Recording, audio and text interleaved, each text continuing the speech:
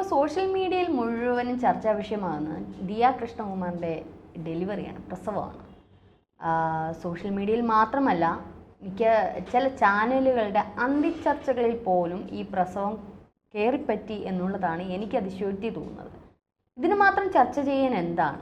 ഇപ്പോൾ നമ്മൾ ഏതെങ്കിലും ഒരു നല്ല അംശം ഒരാൾ കൊണ്ടുവരുമ്പോൾ അതിൽ എത്രമാത്രം നെഗറ്റിവിറ്റി ഉണ്ട്, അതിൽ എന്തൊക്കെ കുത്തിത്തിരിപ്പ് ഉണ്ടാക്കാൻ ശ്രമിക്കുന്നതാണോ ചാനലുകാരുടെ ഇപ്പോഴത്തെ നയം എന്നുള്ളത് എനിക്ക് മനസ്സിലാവുന്നില്ല. എന്തായാലും ഞാൻ ഇന്നലെ ഒരു അന്തിച്ചർച്ച കണ്ടു. ദിയ കൃഷ്ണകുമാറിൻ്റെ ഡെലിവറിയുമായി ബന്ധപ്പെട്ട ഒരു അന്തിച്ചർച്ചയായിരുന്നു അത്. സംഗതി ഇതാണ്, ദിയ കൃഷ്ണകുമാറിൻ്റെ ഡെലിവറി സമയത്ത് കുടുംബാംഗങ്ങൾ, അതായത് ഒന്നിൽ കൂടുതൽ അംഗങ്ങൾ ഒപ്പമുണ്ടായിരുന്നു. അങ്ങനെ ഒരു പ്രസവ സമയത്ത് ഇത്രയും അംഗങ്ങളെ അവിടെ നിർത്താൻ പറ്റുമോ? അത് എത്രമാത്രം ശരിയായിട്ടുള്ള കാര്യമാണ്? അങ്ങനെ വരുമ്പോൾ മറ്റുള്ള പ്രസവത്തിന് ഇൻഫെക്ഷൻസും മറ്റുള്ള കാര്യങ്ങളൊക്കെ ഉണ്ടാവാൻ സാധ്യതയില്ലേ എന്നൊക്കെ പറഞ്ഞുകൊണ്ടുള്ള ഒരു അന്തിച്ചർച്ചയാണ്. കുറേ ഡോക്ടേഴ്സിനെയൊക്കെ ഇരുത്തിയാണ് അന്തിച്ചർച്ച ചെയ്തത്. ഏത് ചാനലാണെന്നുള്ള ഞാൻ പറയുന്നില്ല, കാരണം ഇത് കണ്ട പ്രേക്ഷകർക്ക് ഒരുപക്ഷെ അറിയാമായിരിക്കും. ഈ ഒരു ഇതുമായിട്ട് അവർ ഏതായാലും സ്യൂട്ട് റൂമാണ് ഹോസ്പിറ്റലിലെ സ്യൂട്ട് റൂമാണ് എടുത്തിട്ടുള്ളത്.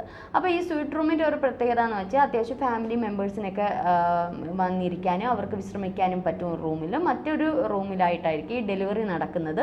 അതിന് തൊട്ടടുത്തായിട്ട് ഓപ്പറേഷൻ തിയേറ്ററും കാണും. കാരണം ഇൻ കേസ് ഡെലിവറിയിൽ എന്തെങ്കിലും കോംപ്ലിക്കേഷൻ ഉണ്ടെങ്കിൽ പെട്ടെന്ന് സർജറിയുമായി ബന്ധപ്പെട്ട് പോകണമെന്നുണ്ടെങ്കിൽ നെക്സ്റ്റ് ഓപ്പറേഷൻ തിയേറ്റർ. അപ്പോൾ ഇത്തരത്തിലൊരു വലിയ സ്യൂട്ട് റൂമാണ് ദിയ കൃഷ്ണകുമാറിൻ്റെ ഫാമിലി എടുത്ത ദിയ എന്ന OC. ഏതായാലും കുഞ്ഞ് സുഖപ്രസവമായിരുന്നു, ജനിച്ച് നല്ലൊരു ആൺകുഞ്ഞിന് ജന്മം നൽകി അമ്മയും കുഞ്ഞും ഒക്കെ ഹാപ്പി ആയിട്ട് ഇരിക്കുന്നു. ഫാമിലി ഫുൾ ഹാപ്പിയാണ്.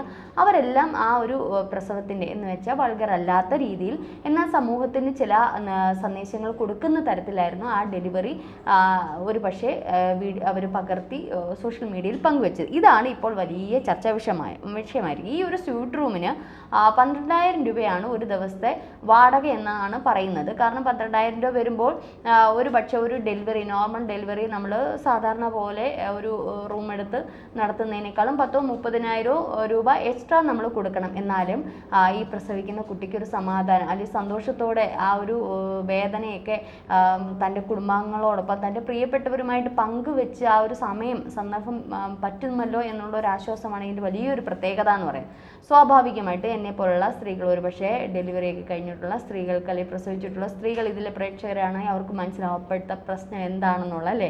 നമ്മളെല്ലാവരും ആ ഒരു സമയത്ത് 14 ലോകം ഉണ്ടെങ്കിൽ അതിനപ്പുറമുള്ള ലോകം കണ്ടു കിടക്കുന്ന സന്ദർഭത്തിൽ നമ്മുടെ പ്രിയപ്പെട്ടവർ ആരെങ്കിലും ഒന്നും ഉണ്ടായിരുന്നെങ്കിൽ നമ്മുടെ കൈയൊന്ന് പിടിച്ച് നമ്മളെല്ലാവരും ചിന്തിക്കും. പ്രത്യേകിച്ച് സർക്കാർ ഹോസ്പിറ്റലിൽ പ്രസവിക്കുന്ന സാധാരണക്കാരായ സ്ത്രീകളുടെ അവസ്ഥ വളരെ പരിതാപകരമാണ്. അവരുടെ ചീത്തവിളിയും ഒക്കെ കേട്ട് ഇപ്പോഴങ്ങനെ ഉണ്ടോയെന്ന് അറിയില്ല, എന്നാലും അത് അവർ നേഴ്സുമാരെയും ഡോക്ടർമാരെയും കുറ്റം പറഞ്ഞിട്ട് കാര്യമില്ല. ഈ ഡെയിലി എത്ര പ്രസവങ്ങളാണ് എടുക്കേണ്ടി വരുന്നത്. അപ്പോൾ അവരൊന്നും മൈൻഡ് പോലും ചെയ്യത്തില്ല. നമ്മളെ ഏതൊരു അവസ്ഥയിൽ എന്താണ് ഒന്നും അവർ മൈൻഡ് ചെയ്യത്തില്ല. ആ സമയമാകുമ്പോൾ അവർ വരുന്നു എടുക്കുന്നു എന്നു. അപ്പോൾ അത് വളരെ തിക്താനുഭവങ്ങൾ. ഇപ്പൊക്കെ പിന്നെയും ഭേദമുണ്ടെന്ന് തോന്നും. പക്ഷെ നേരത്തെയൊക്കെയുള്ള കാലഘട്ടങ്ങളിൽ ഞങ്ങളുടെയൊക്കെ അമ്മമാരൊക്കെ പറയുന്ന കേൾക്കണം, ചീത്തവിളിയാണ് കേൾക്കുന്നത്.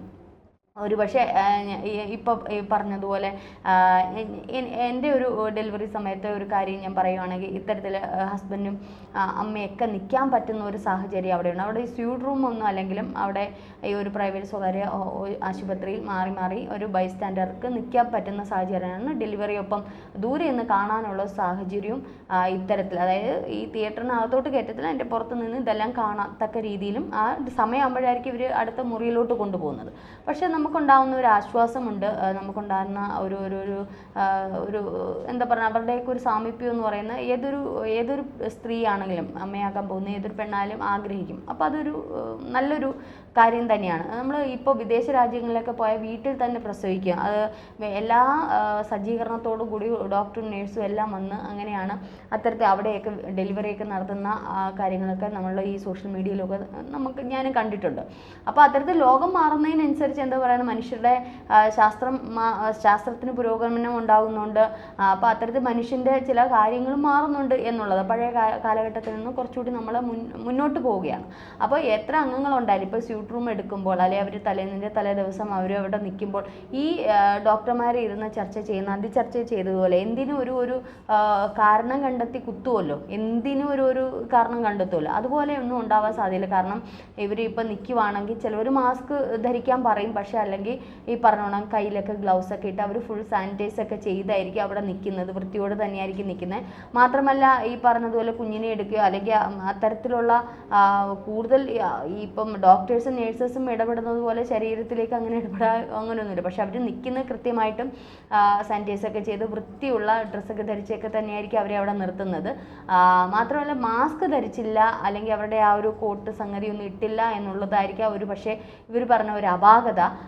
പക്ഷേ ഈ പറഞ്ഞതുപോലെ എന്താ അവർക്കറിയാലോ എന്തെങ്കിലും ഇൻഫെക്ഷൻ ഉണ്ടോ അല്ലെങ്കിൽ ഈ പറയുന്ന ആൾക്കാർക്ക് എന്തെങ്കിലും രോഗം ഇതുണ്ട്, ഇതൊക്കെ അവർ നോക്കിയിട്ട് തന്നെയായിരിക്കും ആ ഹോസ്പിറ്റലുകാരെ അത്തരത്തിൽ നിർത്തിയിരിക്കുന്നത്.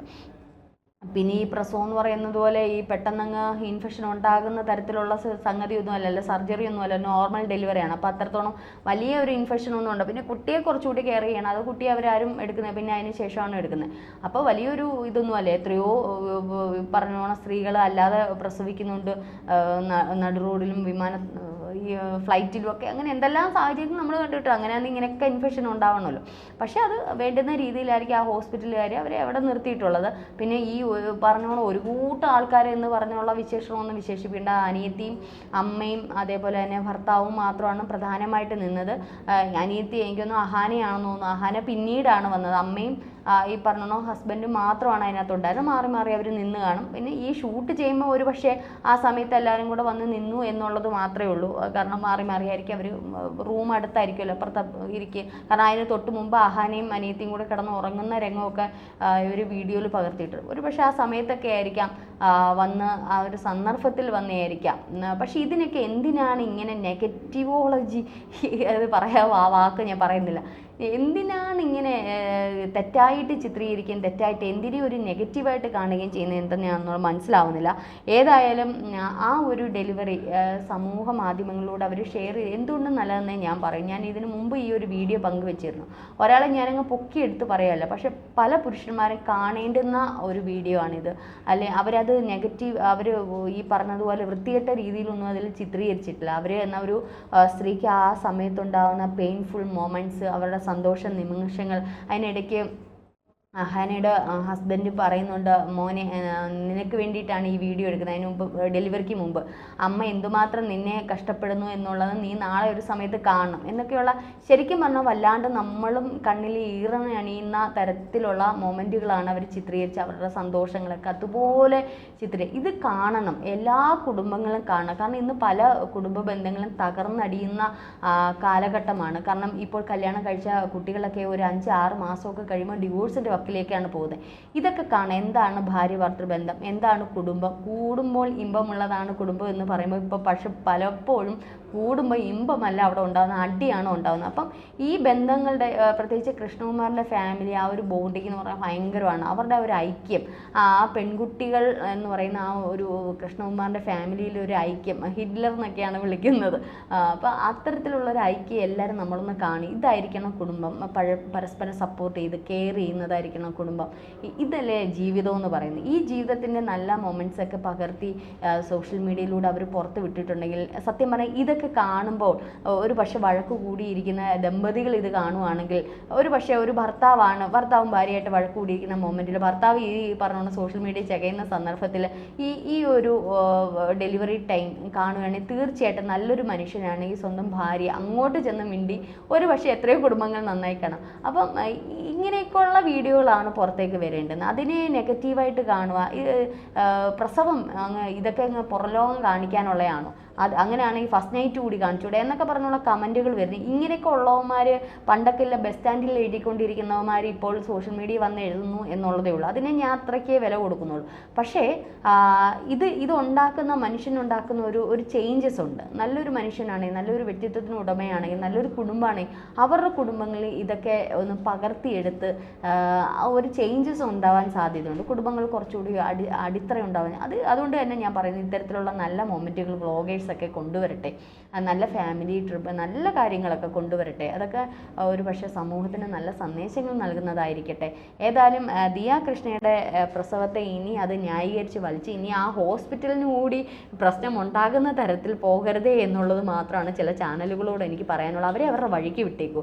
ആ ഹോസ്പിറ്റലിന് അതിൻ്റേതായ അഡ്മിനിസ്ട്രേഷൻ അല്ലെങ്കിൽ അതിൻ്റേതായ രീതിയിലായിരിക്കും അവരത് നിർത്തിയിരിക്കുന്നത്. എന്തിനാണ് ആവശ്യമില്ലാത്ത ഡോക്ടേഴ്സിനെയൊക്കെ വിളിച്ച് വരുത്തിയിട്ട് ഇതിനകത്ത് ഇനി ഇൻഫെക്ഷൻ ഉണ്ടാവുന്നു, ഇതിനകത്ത് ഇനി അങ്ങനെ ഉണ്ടാവും, ഉണ്ടാവത്തില്ല, ഇങ്ങനെ കൂടി ഇരുന്നാണോ പ്രസവം എടുക്കുന്നത്, അതാണോ ഇതാണോ എന്നൊക്കെ ചോദിച്ചു കഴിഞ്ഞാൽ, അങ്ങനെയാണെങ്കിൽ ആ ഗവൺമെൻറ് സർക്കാർ ഹോസ്പിറ്റലുകളിലോട്ട് നിങ്ങളൊന്ന് പോയി, എത്ര പേരുടെ ഇടയിലാണ് ഒരു പ്രസവമൊക്കെ നടക്കുന്നത്.